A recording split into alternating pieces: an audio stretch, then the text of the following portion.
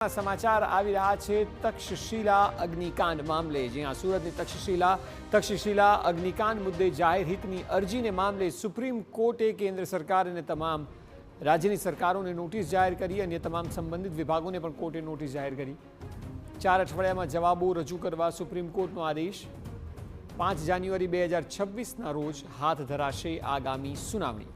અગ્નિકાંડમાં પુત્રને ગુમાવનાર પિતાએ કરી હતી જાહેર હિતની અરજી। ઉલ્લેખનીય છે કે સરથાણાના તક્ષશિલા આર્કેડમાં થયેલા અગ્નિકાંડમાં પોતાના એકના એક પુત્રને ગુમાવનાર પિતા દિનેશ કેવડિયાએ જાહેર હિતની અરજી દાખલ કરી હતી। તે અંગે સુપ્રીમ કોર્ટની 2 જજની બેન્ચે કેન્દ્ર સરકાર, રાજ્ય સરકાર તેમજ રાષ્ટ્રીય આપત્તિ વ્યવસ્થાપન સત્તામંડળ, સેન્ટ્રલ બિલ્ડિંગ રિસર્ચ ઇન્સ્ટિટ્યૂટ અને તમામ સંબંધિત વિભાગોને નોટિસ ફટકારી અને 4 અઠવાડિયામાં જવાબ માંગ્યો। અરજીમાં પીડિતોને તાત્કાલિક અને પર્યાપ્ત વળતર આપવા માટે સમાન નીતિ ઘડવા, ભૂલ કરનારા અધિકારીઓ, ઇજનેરો અને બિલ્ડરો માટે સ્પષ્ટ જવાબદારી સ્થાપિત કરવાની માંગ કરવામાં આવી।